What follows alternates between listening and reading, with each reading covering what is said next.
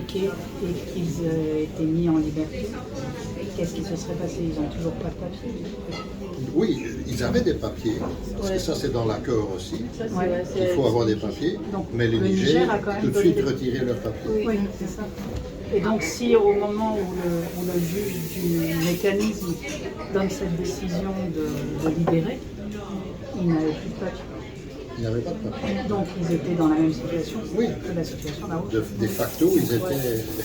Et sachant que dans les accords, quand même, c'était bien noté et spécifié que le Niger devrait leur donner justement les papiers. Oui. Ce que le Niger a Oui. fait. Ils les ont donnés Il a donné les documents. pendant quelques jours. C'est des cartes de résidence. Là, ce qui avait une validité d'1 an. Et quand ils sont venus les retirer, en fait, c'était sous prétexte qu'il y avait une erreur qui s'était glissée sur les cartes, donc ils allaient les corriger. Mais malheureusement, ils n'ont jamais revenu avec ces papiers. Donc ça veut dire qu'ils ont été retirés. Et à ce moment-là, ils ont été sans papier. Mais nous, on a par exemple les copies de ces cartes De ces papiers, qu'ils avaient. En fait, les copies qu'on a, c'est valable, c'est que c'est des copies.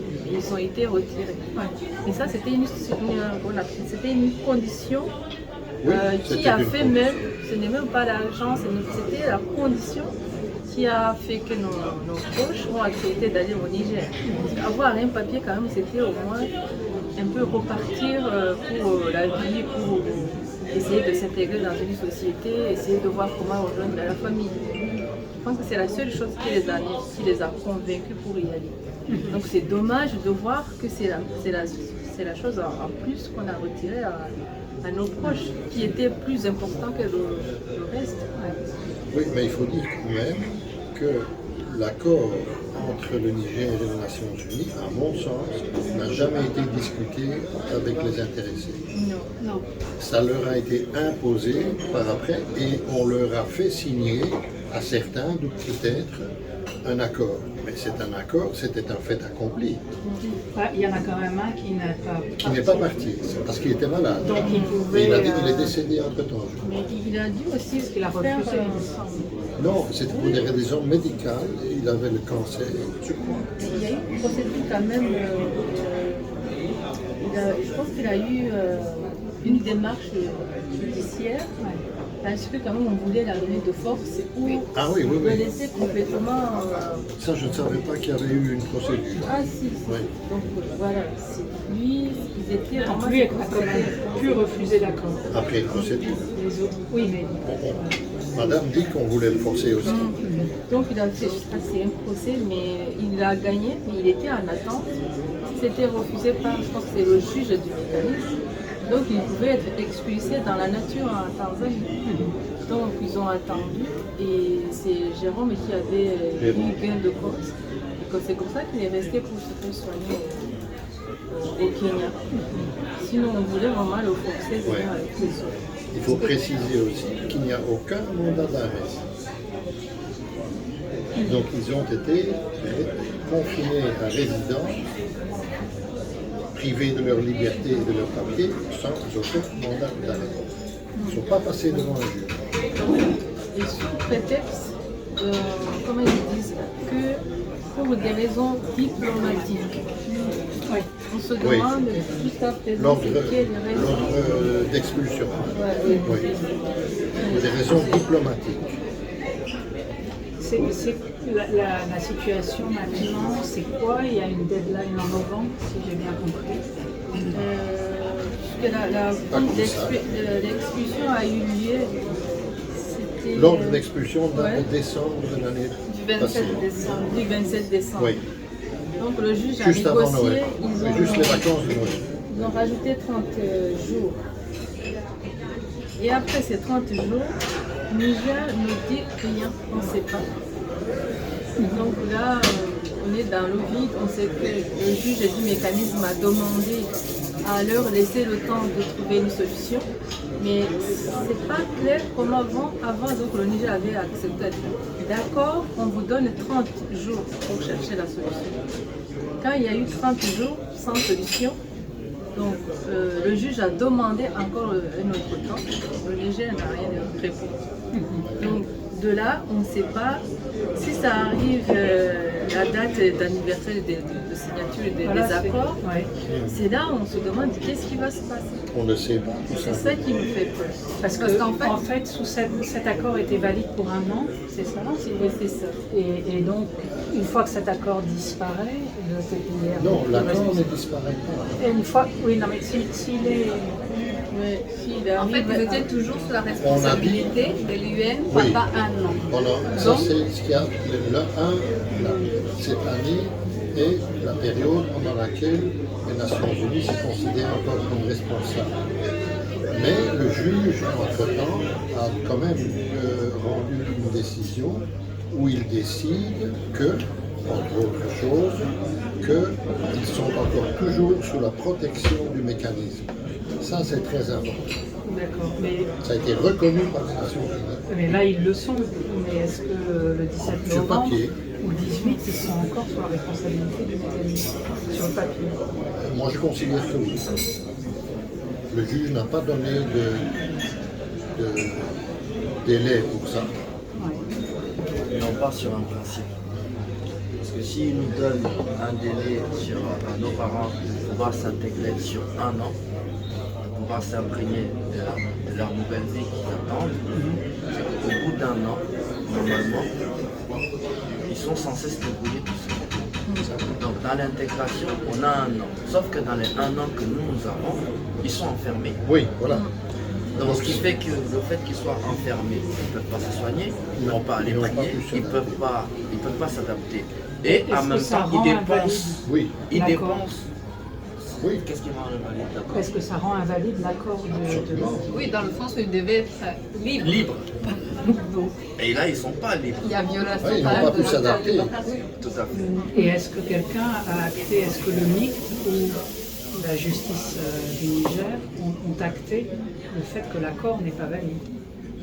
Est-ce que quelqu'un a annulé cet accord? Non. À partir Mais il a été rompu par le Niger. Donc rien que ça le rend caduc. Parce que dans l'accord, c'est marqué que si un des parties n'est plus d'accord, il doit discuter avec l'autre partie. Il ne peut pas juste se retirer. Il devrait discuter. Donc le Niger, en juste trompant l'accord, là ils ont violé l'accord, donc pour nous elle est caduque. Ouais. Mais le problème c'est que juge qui a personne dit- n'a dit qu'il était caduque. Mais par contre, il y a un juge qui a dit qu'ils étaient sous la responsabilité du MIC. C'est une décision de quand, vous savez? C'est une décision, février ou mars. Le juge unique a rendu plusieurs décisions, dont la décision de rapatriement en Tanzanie, qui n'a pas été exécutée. C'est les greffiers qui avaient cette responsabilité, et les greffiers ne communiquent rien. Rien. En fait, nous, on a l'impression, on a l'impression en fait que ils attendent cette date d'anniversaire. Nous, c'est comme ça qu'on Niger ou les ou deux. le MIC? Les deux. Les deux. Nous, c'est l'impression voilà, c'est l'impression qu'on a. Parce qu'en fait, en gros, s'ils avaient 1 an pour pouvoir s'intégrer et de pouvoir justement jouir de leur nouvelle vie, et de pouvoir peut-être s'organiser pour rejoindre leur famille vu qu'ils avaient été partis, c'était au bout de 1 an. Au bout de 1 an, tout le monde se retire. En gros, le mécanisme se retire et du coup, faites ce que vous avez à faire. Donc, dès janvier, maintenant, on nous dit, oui, il faut qu'ils respectent les accords qui ont été faits, mais le Niger a dit non, pour des raisons diplomatiques, on ne peut pas. On veut bien. Maintenant, le mécanisme, qu'est-ce qu'il fait en attendant? Il devrait, normalement, nous permettre à ce qu'on puisse voir nos parents comme l'accord le stipulait. Sauf qu'ils font traîner exprès, parce qu'on n'a aucune réponse, ni de nos avocats, ni du mécanisme. Donc en gros, en fait, c'est stand-by c'est ce que nous on pense, hein, jusqu'en décembre, au même moment, donc à la date d'échéance et le TPI va devoir s'en aller et nous laisser tout seuls. En gros, quand ils vont se retirer, ils vont se retrouver dans les mains du Niger. Le Niger, vu qu'ils ne donnent pas les papiers ou ne respectent pas l'accord, bah, ils vont les dire sortez des champs. Donc ils seront refoulés. Mais maintenant, dans quelles conditions ils vont être refoulés? Nous, on a nos parents qui sont malades. Ils ont des problèmes de santé. Ils ne peuvent pas se soigner correctement. Le climat, il est différent de celui de Tanzanie. C'est un climat très chaud, il fait 50 degrés. Nos parents sont déjà assez vieux. Ils ont, franchement, tous nos parents, ils ont été acquittés pour des choses qu'on les a reprochées. Ils ont gagné leur procès. En gros, en fait, ils sont libres. Mais depuis quelle liberté? Oui, depuis 10 ans qu'on attend. Donc on a eu 20 ans d'avant qu'ils étaient accusés, 19 ou 15 ans, c'est pareil. Et là encore, on continue à attendre que ça se débloque. Certains de nos parents, ils n'ont jamais eu leurs petits-enfants, ils n'ont jamais vu. Ils les voient qu'en vidéo, ils les parlent donc à travers Snapchat, le WhatsApp ou Skype. Mais eux, ils aimeraient les prendre dans leurs bras et les serrer, enfin profiter un petit chia du peu de temps qu'il leur reste. Parce que nous, on sait qu'il leur reste très peu de temps. Ils ont été très respectueux. Jusqu'à maintenant, ils n'ont jamais posé de problème à quiconque. Même là-bas, ils sont respectés. Ils sont respectés, même par les militaires qui les gardent. Ils les respectent. Ils n'ont aucun problème. Donc ça veut dire que le Niger, normalement, n'a aucun... Ils ont aucun motif de devoir les garder, de réagir comme ça. Parce que normalement, vu qu'ils sont sous la protection, entre guillemets, du mécanisme, normalement, eux, ils doivent tout simplement les accompagner. Au pire, leur dire, bon, on va vous accompagner à rejoindre peut-être vos familles, vous allez vous débrouiller, mais au moins qu'on vous donne les papiers pour pouvoir le faire. C'est tout ce qu'on nous demande. On ne demande pas les 10 000 $, vous vous en doutez bien, ça finit très vite. Parce qu'il faut se soigner, c'est eux qui payent pour se soigner. Ils prennent dans les 10 000 $. Ils se nourrissent avec, ils s'habillent avec. Comme je disais, il y a quelqu'un qui va aller juste, ne serait-ce parce qu'ils ne boivent pas l'eau du robinet. Ils boivent l'eau en bouteille. L'eau en bouteille là-bas est super chère. Comment on fait? Combien de temps ils vont tenir avec 10 000 $? Et après, qu'est-ce qui se passe? Et après, qu'est-ce qui se passe? C'est ça ma question. Voilà. Et après, qu'est-ce que vous voulez comme famille? nous, qu'est-ce que nous on veut? On veut juste qu'ils les libèrent, qu'ils leur donnent les papiers et nous on s'occupe du reste. On leur demande rien d'autre. Non, on veut qu'ils nous rejoignent. Ils nous rejoignent. La première des choses, madame, c'est les droits fondamentaux. Ça, ce n'est même pas à négocier. Voilà, voir qu'on est là en Europe en 2022, que je négocie, que mon mari puisse mettre pied dehors alors qu'il a été, accusé, il a été, voilà, il a retrouvé sa liberté. Aujourd'hui, on me dit tu ne peux pas mettre pied dehors, je t'enferme. Mon enfant n'a pas le droit de voir son père. Le fils de Patrick ne peut pas voir son grand, il ne le connaît pas. Est-ce que vous savez que ces gens-là, ils ont perdu leurs enfants en étant en prison? Ils ne peuvent même pas aller voir les tombes de leurs enfants. Oui. Vous imaginez ça? Ils n'ont pas pu aller, non seulement les accompagner pour la dernière fois, ils ne peuvent même pas aller voir les tombes de leurs enfants. Ça, moi, ça me rend malade, ça. Je voulais que les Nations Unies interviennent pour les libérer.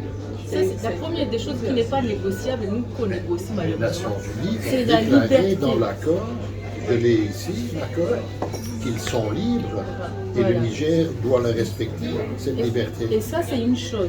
La deuxième chose qui ne doit pas être négociable, c'est de regagner ta famille. Surtout quand ta famille a les moyens de te faire venir, de te faire vivre, tu ne viens pas être mis charge même de la société. Mais même ça, on ne peut pas l'avoir. Donc moi, il y a deux choses qu'on demande. Déjà la liberté immédiate pour retrouver les droits et les droits fondamentaux. La deuxième des choses, on ne veut même pas ces pays, je ne sais pas, accueil temporaire, non directement. Je suis en France, mon mari doit venir en France. Patrick est en France, son père doit y venir. Diane, nous, on a nos moyens.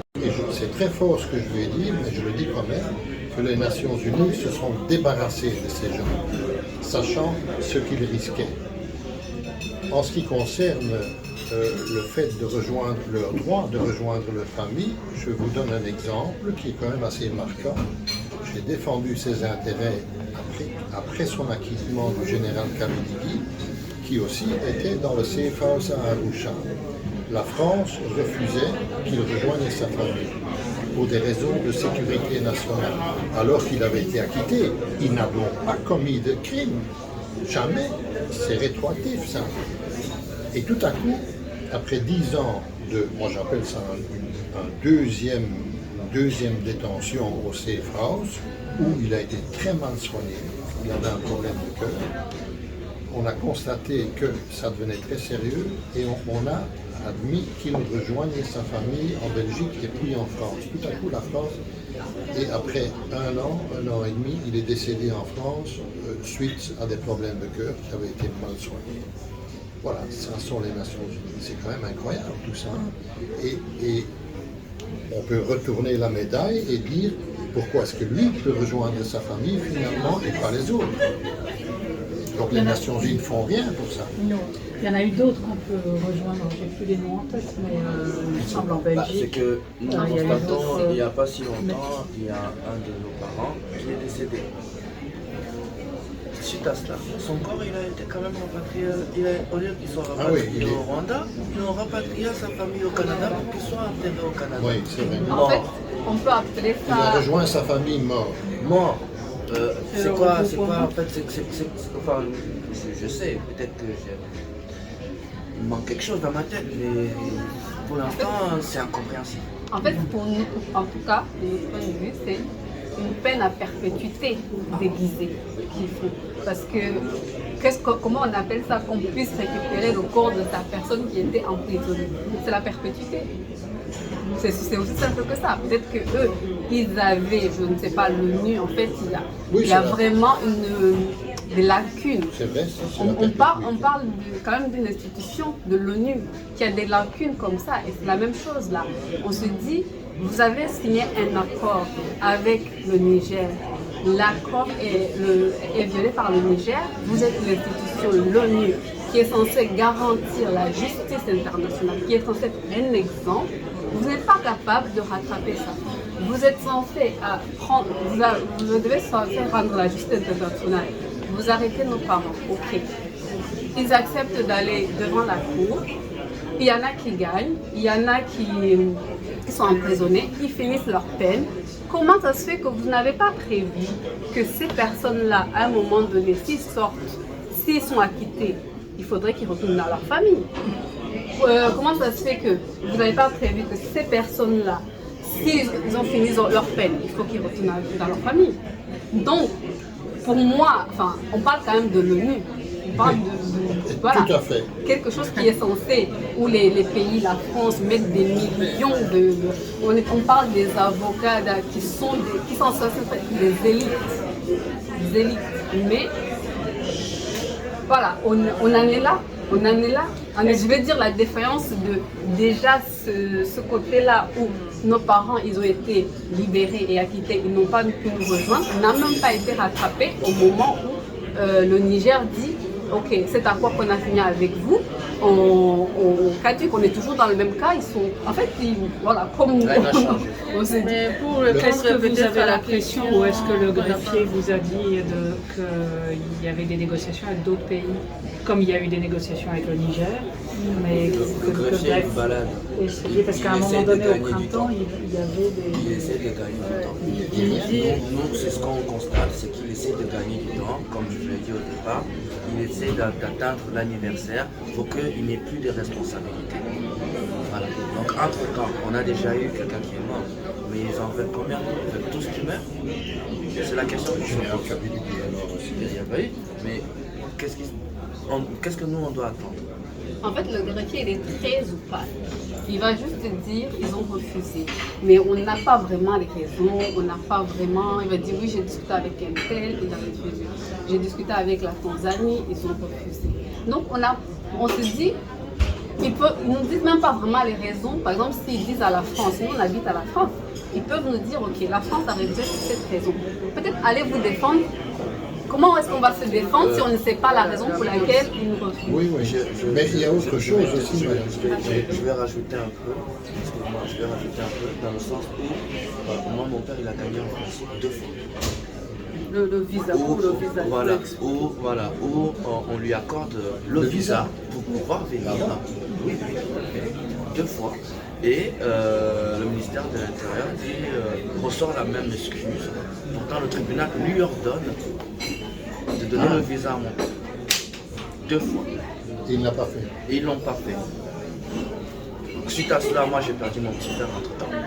On a redemandé un visa exceptionnel pour qu'il puisse venir du moins aux obsèques de son fils.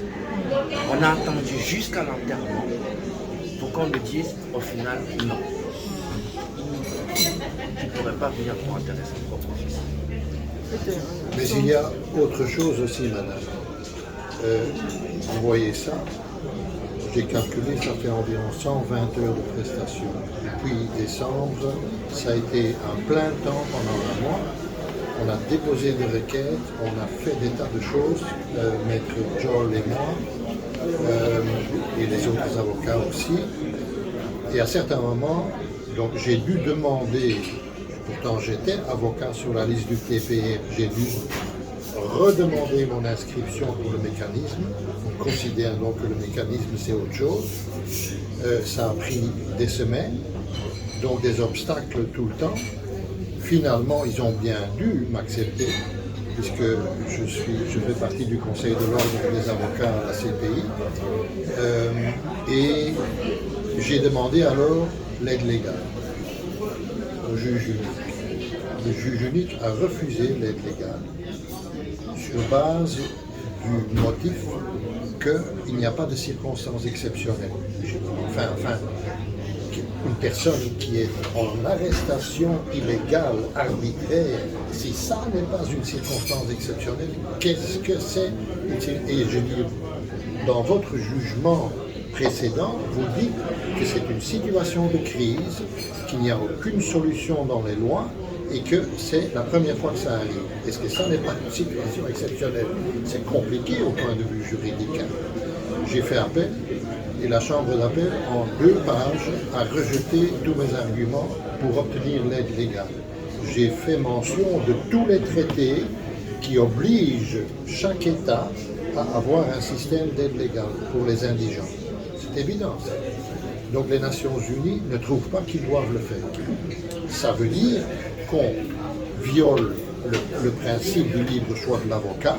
Non, beaucoup plus que ça. Qu'on viole le principe du droit à la défense tout court. Nous ne sommes pas payés, c'est ce que les Nations Unies. On ne doit pas vous payer. Ça c'est encore une fois de plus l'autre planète. Hein. Et je veux dire encore une chose, quand le statut du TPIR a été décidé, on n'a pas tenu compte d'acquittement. Ça n'est pas dans leur vocabulaire. C'est une justice de vainqueur. Il n'y a aucun membre du FPI qui n'a jamais été poursuivi, malgré le fait qu'il existe un dossier classé top secret par Louise Arbour, où on a la preuve que l'avion des présidents a été descendu par les FPR. Évidemment, c'était des missiles russes qui avaient été livrés à l'Ouganda, et 2, que les interamoués, les fameux interamoués, étaient dans le fond commandés par des officiers FPR. Ça met sur la pente toutes les condamnations qui ont été prononcées. Et regardez maintenant le dossier Kabuga, regardez l'acte d'accusation, et vous allez voir qu'on ne s'aventure plus dans ce qu'on disait avant. Évidemment, le plan collectif, soi-disant, d'assassiner tous les Tutsis n'a jamais existé. Ça, le TPIR l'a déjà dit dans plusieurs décisions. Donc on n'en parle plus. Mais on parle encore toujours des intérêts. Donc le procureur contredit son propre dossier. Enfin, le TPR, il a fait le Pardon? Le plan existe, mais à partir du cinéma. Juste 30 minutes en fait. Non, le TPR a dit que le plan préexistant n'a jamais été prouvé. Le plan préexistant, Kabylie, mais le plan à partir du 6 avril, c'est non, une décision du TPR. Bagassora, Non, c'est peut-être... Bagassora a été acquitté pour conspiration à commettre le génocide. Et tous les autres aussi. Mais ils ont bien condamné sur base de génocide, malgré le fait qu'entre-temps, le statut de Rome exige comme élément constitutif du crime la politique ou le plan commun. Oui, On n'a plus. On viole tous les principes. Je peux revenir sur le papier. Il disait qu'ils attendent jusqu'au le date qui peut dire ok, ça y est. Ils n'ont pas mais mon responsabilité, il n'y a rien que je peux faire pour. Ok. On a peur que ça se passe ainsi. Ok, so. C'est une supposition. Suppose que c'est. Ils attendent et alors, c'est le date. Et qu'est-ce que ça. Est-ce que les militaires nigériens, ils vont dire ok, au revoir, vous êtes libre? Est-ce qu'ils peuvent sortir? Qu'est-ce que vous pensez va passer à ce date-ci? Ils sont toujours sous cette ordre d'expulsion. Ça n'a pas été annulé. Ça veut dire si les Nations Unies s'en débarrassent, Oui. voilà. Et l'expulsion, c'est vers le Rwanda, parce que c'est le Rwanda, Vous pensez c'est que le pays c'est natal. une expulsion C'est le pays natal. Ah oui, ils n'ont aucun autre papier. S'ils avaient les papiers français, ils allaient venir en France. Mais ce sont des apatrides. Donc pour les apatrides, on va chercher le pays natal. C'est quoi? C'est le Rwanda. L'expulsion, c'est vers le Rwanda. C'est ça qui nous fait peur. Et c'est ça que tout le monde attend. Voilà, c'est ça que nous a. C'est ça, c'est pour ça qu'on est là. On a peur en fait que l'UN voilà, disent qu'on n'a rien pu faire. On a tout fait, on n'a rien pu faire. Ils ont commencé à évoquer cette solution de voir si le pays d'origine ne peut pas les recevoir. Voilà, c'est un élément qui commence à monter dans les rapports. Mais je répète que pour deux des personnes arrêtées au Niger, nous avons obtenu, non pour ça, le prononcé c'est pour tous, de les rapatrier en Tanzanie. Et ça n'est pas exécuté par le même mécanisme. Ça c'est quand même incroyable. On a l'ordre février déjà. Mais ils n'ont pas le droit de refuser, madame. C'est dans l'accord de siège, ils doivent.